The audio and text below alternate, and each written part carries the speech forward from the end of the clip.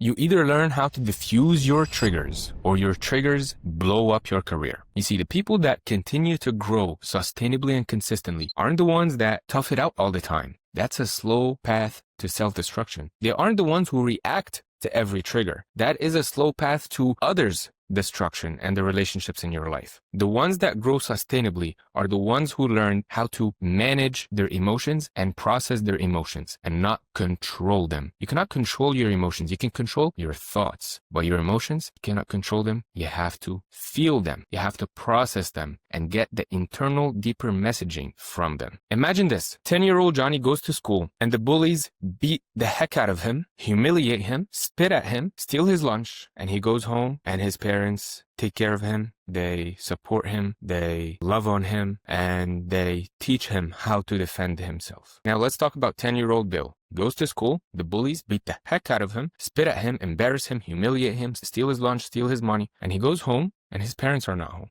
His siblings are not home. He's got no one. There's no food, no one to love on him, no one to give him wisdom, no one to give him support, no one to tell him stories that are related to something like that. Which of them is more in trauma? Which of them is likely to have a messed up psyche after that for a prolonged period of time? The second one, Bill, because he received no support, he received no parenting. Life is tough for everybody, but the ones that tend to do better are the ones that tend to have received love and support. And the same thing with you. There is time to tough it out, and there is time to recover. Just like anything in life, life is nothing but paradoxes, hot and cold. You cannot live with just hot. You cannot live with just cold. You need the opposites. And the same way in your mental health, sometimes you tough it out and sometimes you need to soften and recover. And I'm going to tell you how you can do that. But before I do, I was working with a client who was working with a very difficult coworker. And the difficult coworker cursed. So my client snapped at him, raised his voice, and the whole office can hear it. Effectively, he put his rude coworker in his place, and the rude coworker apologized and fixed his behavior. However, my client told me that he doesn't want to do that. He cannot do that. This is not cool to snap and raise the voice. He is in a leadership position, and that is not setting a good example. He could still achieve the same result in a more ethical way, in a more responsible way. And that's what he wanted to reach. And I admire that. I admire the honesty, the vulnerability, and authenticity, and frankly, the courage to notice areas that need improvement and to seek help to have them improve. So here's what we did. I didn't tell him to tough it out. I didn't tell him to detach, because that is not the time and place to detach. What we did is the same thing that happened with John, 10-year-old John, who got bullied and his parents took care of him. I put our client in a deeper state, breathing slowly. And then I told him to imagine himself on the palm of his hand in that office situation and notice the trigger. And I told him to rate the trigger from 0 to 10. How high was it? And he said it was 9.5 out of 10. The trigger was so high, he could not think. His body was fuming. That's what happens when we are triggered. If you can see me right now in this camera frame, and you see the books behind me, you see this little building, you see this little plant, and the things, you see my shirt, my gray shirt, you see a whole lot of things in a balanced way. This is your perspective. This is your frame of the world. If you're triggered, you only see one thing and it blocks everything else. You have no clarity. You have no wisdom. You have no choice but to react. And when you heal that trigger, your perspective goes back to normal. You have options. You have choice. That's power. So I told the client to see himself in that situation and imagine that his current self is a grandfather of that self that's in the office. And as a kind, compassionate, wise, and strong grandfather, reparent that person in the palm of your hand. Listen to him. Allow him to breathe. Love on him. Give him a hug. Notice what he needs. Does he need a hug? Or does he need to hear a joke? Or does he need advice? Or does he simply need your presence? Sometimes many of the triggers that we have miss one element, which is feeling that we're alone. And once we feel that we're not alone, the trigger is diffused greatly. You cannot do that in the heat of the moment. You have to do that proactively. You have to be in tune with yourself on a regular basis. So we spent several minutes. It was a quick exercise, actually.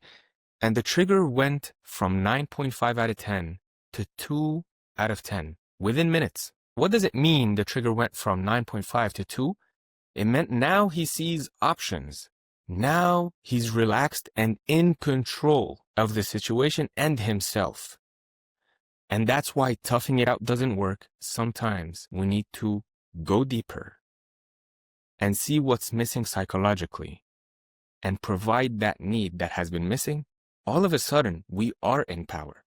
All of a sudden, without trying to tough it out, we are more effective than if we tough it out. So you might be thinking to yourself, Haz, this is ridiculous. This will never work for me. I just see red. What you're talking about will never happen in my case. And that's when I tell you, start small. Don't eat the elephant in one bite. Eat the elephant one bite at a time. Hopefully we're not eating elephants at all, right? But pick something that happened last week and put the situation, put the scene as if you're watching a movie on the palm of your hand.